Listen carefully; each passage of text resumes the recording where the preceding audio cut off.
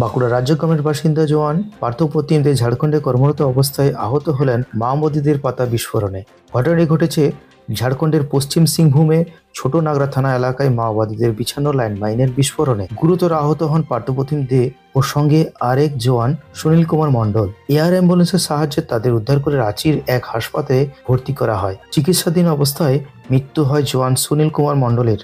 পার্থপ্রতিমদের পরিবারে রয়েছেন রাজ্য সরকারের অবসরপ্রাপ্ত বৃদ্ধ বাবা, মা ও স্ত্রী। পরিবারের লোকজন পার্থপ্রতিমদের শারীরিক সুস্থতার বিষয়ে খুবই দুশ্চিন্তায় রয়েছেন। আমি কিছু বলতে পারছি না, কি ব্যাপারে কি হয়েছে জানি না। ও ইনজিওর্ড হয়েছে এটুকুই খবর এসছে, এখন ভালো আছে, অপারেশন হবে। না, রাঁচি হসপিটাল আছে, এখনো কোনো খবর পাইনি। আর পড়ছে, চাকরি করে। আমরা ওই কানাকানি শুনছি, আমরা তো আর দেখতে পাইনি বা দেখিনি। ওই তো আমার ভাই হয় তো। হ্যাঁ,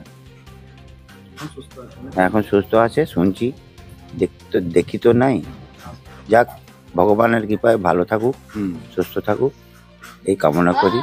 আমার নাম উমাপদ দত্ত, আমার এই বাড়ি রাজগ্রাম হেঁসপাড়ায়। ব্যুরো রিপোর্ট, জেলার বার্তা।